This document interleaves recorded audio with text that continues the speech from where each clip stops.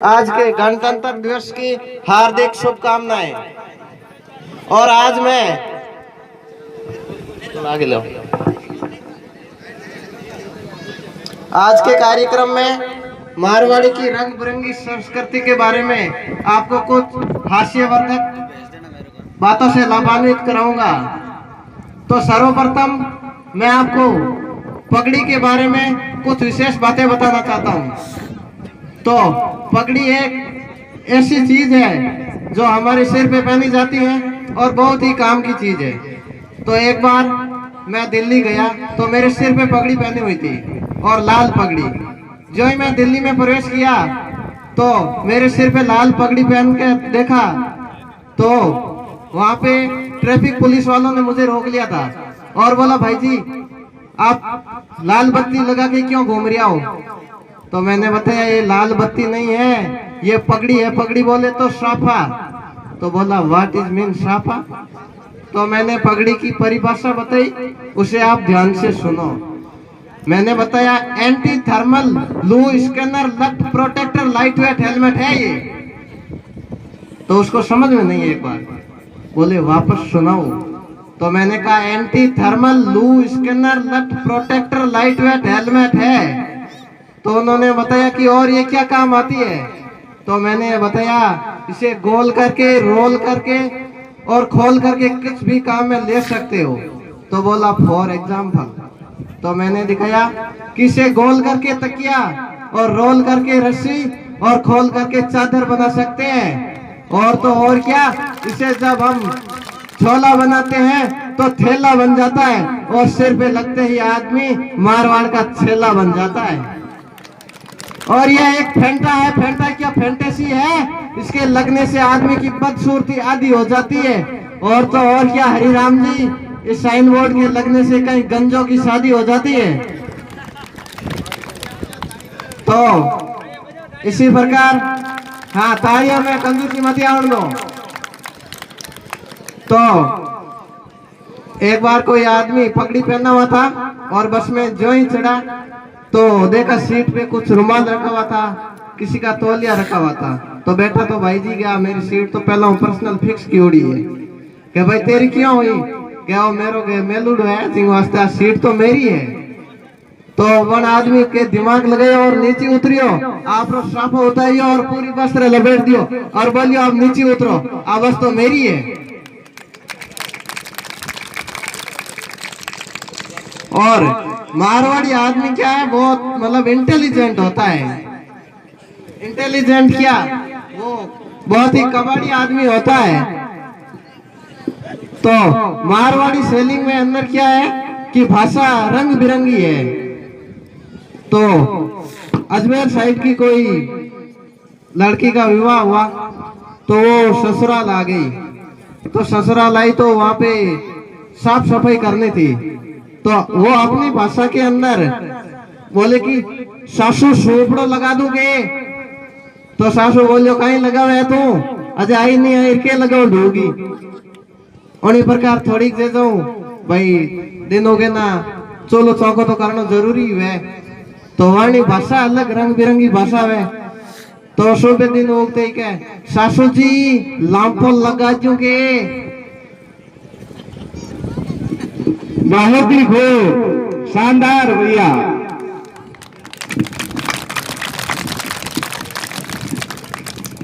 ये भाषा के रंगों के बारे में बता रहे हैं। अलग अलग शैली होती है भाषाओं की। इसी प्रकार कुछ समय बाद उसकी भतीजी थी, वो आई और बिल होती उसके ऊपर कोई डब्बा रखा हुआ था, वो उसे लेने के लिए कूद रही थी, छलांग लगा रही थी बार बार। तो वो डब्बा उसे पकड़ा नहीं जा रहा था। तो वो जो नई दुल्हन थी वो भी देख रही थी और उसका पतिदेव वो भी पास में खड़ा था।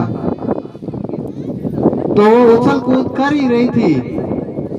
भतीजी भतीजी यहाँ कोई लंदन में तो होने आप सबको मालूम ही है। बहुत खूब। तो जना वण नई दुल्हन में आपने पति ने कहो कि कहीं उबा उबा देखो हो, ये महाराज ने खांदे ले लियो। कहने मतलब है कंधे मत उठा लो, जो नीचे उतार सके। उसी प्रकार अब स्कूल की शिक्षा के बारे में बताता हूँ कि भाई अब तो मॉडर्न शिक्षा हो गई है। मैं भी मतलब इतना पुराना तो पढ़ा नहीं हूँ, अभी का ही हूँ हाल ही, पर भी मतलब मेरा जो शौक है मैं उसके बारे में बताता हूँ। मैं स्कूल जाता था तो मतलब बैग कैसा लेके जाता था, जैसे हमारे सीमेंट का कट्टा होता है ना, वो लेके जाता था सील करके, क्योंकि जब भी बरसात का टाइम होता था ना तो बंदो हैंगो पहला निकलतो, क्यों आमने किताब कोई भी भिजन डर को नहीं होता अंक ही। गजब भैया। और सभी लोग सभी बच्चे वो पीछे बाद में बरसात रुकने के बाद में ही आते थे। इसी प्रकार एक बार एक सरकारी स्कूल थी, पुराने समय की बात है। तो सरकारी स्कूल के अंदर क्या हुआ कि टीचर जी है तो वो तो सो रहे थे और बच्चे उछल कूद मचा रहे थे। तो कोई धुआं टीचर आया और वहां आकर देखा कि भाई टीचर सो रहे तो कोई बात नहीं, बच्चों को टेस्ट करो भाई कैसे पढ़ते हैं क्या नहीं पढ़ते हैं। तो जो ही वहां पे गए और बच्चों से पूछा भाई मैं आपको प्रश्न पूछूंगा। बच्चों की क्या उत्सुकता थी, रेसिड होने वाली थी, जाने भाई खाना खा लेंगे जल्दी जल्दी। तो क्या बच्चों मैं आपसे एक क्वेश्चन पूछूंगा। तो सभी बच्चे वो खड़े सभी उतर सब एक तरह से मतलब उत्सुकता दिखा रहे थे। तब उसने सोचा वास्तव भाई बहुत ही बढ़िया पढ़ा रहे होंगे इधर। तो उसको सामने सभी को क्वेश्चन पूछा कि भाई शिव का धनुष किसने तोड़ा। तो बच्चों तो मतलब एकदम नर्वस हो गए, भाई ये तो हो गए क्वेश्चन हमें कभी देखा ही नहीं। और उसने सोचा कोई भाई शिकायत कर दी होंगी हमने। तो एक एक खड़ा किया, कभी खड़ा हो तो बता शिव का धनुष किसने तोड़ा। मैं तो कहा लाई कौन है। तो उसको बैठा भाई ठीक है तो नहीं आया तो तू खड़ा हो जा। तो उसका खड़ा किया तो उसको पूछा भाई तू बता शिव का धनुष किसने तोड़ा।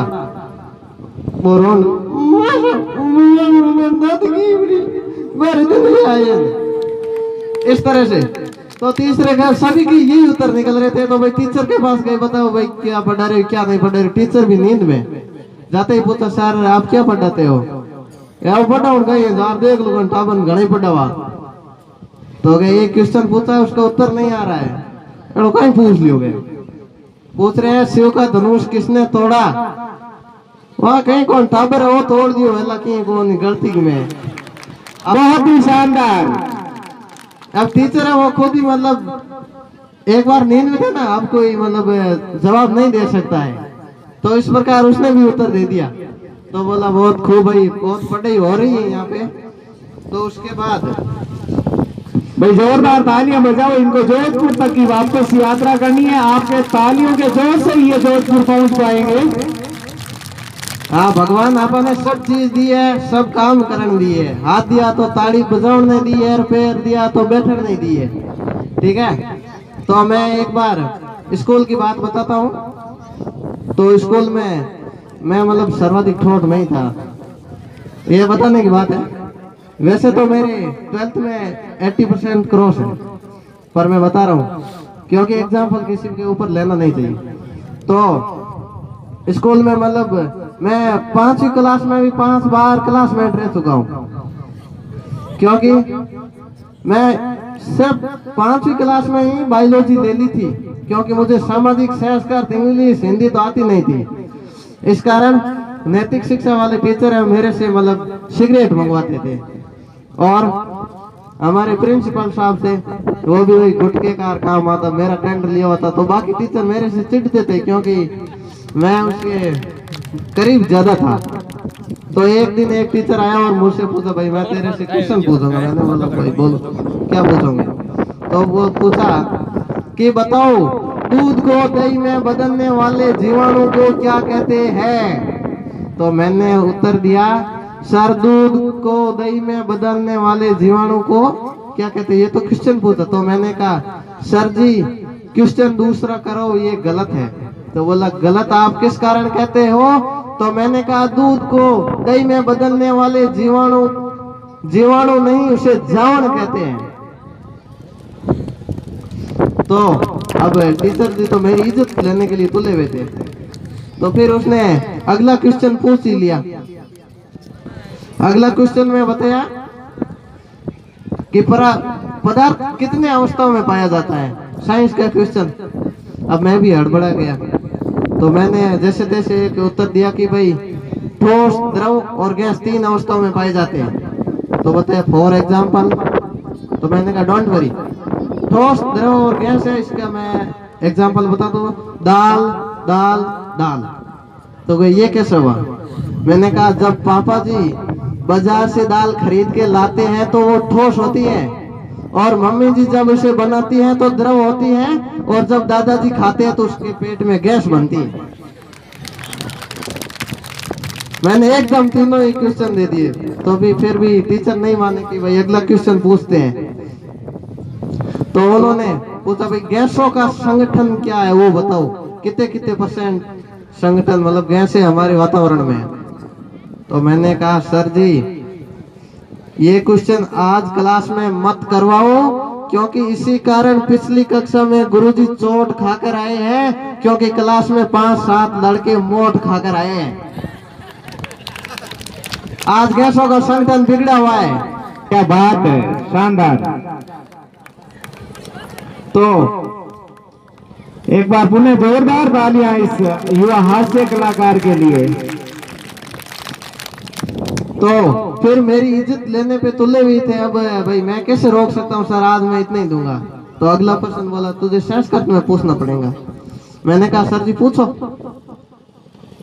तो पूछा पुत्र त्वम कुत्र जयामि। तो मैंने झट से उत्तर दे दिया कि अहम गयामी कुत्र लायामी। सीधा शानदार जवाब। तो अब की बार उसने एक श्लोक ही दे दिया, सर्वे भवन्तु सुखिनः सर्वे सन्तु निरामया सर्वे भद्राणि पश्यति मा कश्चित् दुःख भाग भवेत्। तो इसका हिंदी अर्थ बताओ। तो मैंने भाई हम तो टप्पालॉजी से पास होने वाले आदमी, मैंने कहा अब उत्तर तो देना ही पड़ेगा। तो मैंने उसका एक नई अनुवाद निकाल लिया, सर्वे भवन्तु सुखिनः। मैंने बताया कि सर्वे से पता चला है कोई सुखी नहीं है। सर्वे संतु निरामया, नीर अर्थात पानी, मय अर्थात आप जानते हो शराब। तो सभी संतों ने कहा है कि शराब में पानी मिलाकर पीना चाहिए। सर्वे भद्राणि पश्यति, सर्वे सर्वे से पता चला है सभी भद्र आदमी इसी में ही फंसे हुए हैं। माँ कश्चित् दुख भाग भवेत्। हे माँ अब मैं भाग कर जाऊं तो कहाँ जाऊं? तो भाई टीचर ने बताया कि तूने ये सब्जेक्ट तो क्रॉस कर लिया, पर इंग्लिश तेरे लिए बड़ा मुश्किल होगा। मैं कहा नहीं सर आप पूछ तो लो, क्योंकि come in my home my mother love him, his dad his dad. तो उसने अब मेरे से फादर के बारे में पूछा, अपने फादर के बारे में बताऊं, और जो मेरे रटा हुआ था वो मेरे फ्रेंड के ऊपर था। तो मैंने दिमाग लगे और मैंने सोचा फ्रेंड की जगह फादर लिख दूं। तो मैंने सुना दिया, my best father is Ramlal, he is come is my home, my mother love him, he is deed his deed. क्या बात है, शानदार।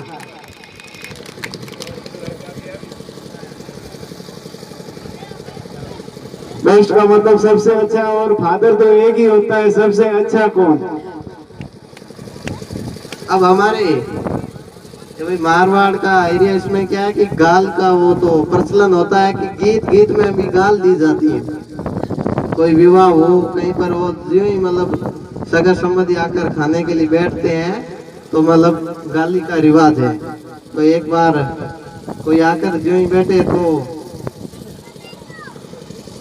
जो ही गाल मतलब स्त्रियों ने स्टार्ट कर दी कि उठो नी भूखा ना रड़ाओ ते किता के खाकर जास्या जी।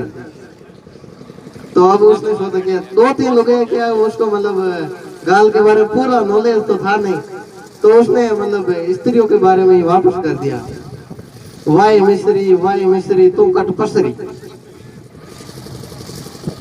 उसी प्रकार मिस्त्री के बारे में डाका की बातें में आ गया कि वाह मारी डाका, तू मारी डाका, तन में कद खादा। इस तरह से मतलब नॉलेज था नहीं, न्यू न्यू जो भी होती है उसको मतलब आपका नॉलेज नहीं होता है किसी के बारे में। और इसी के साथ मैं अपनी वाणी को विराम देना चाहता हूँ, क्योंकि मैं टाइम को देख रहा हूँ, कुछ समय से इंतजार कर रहे हैं। तो आप मेरी इस प्रकार के कॉमेडी वीडियो और बाकी सब देखने के लिए आशियार फिल्म स्टूडियो यूट्यूब पर सर्च करें और जरूर देखें।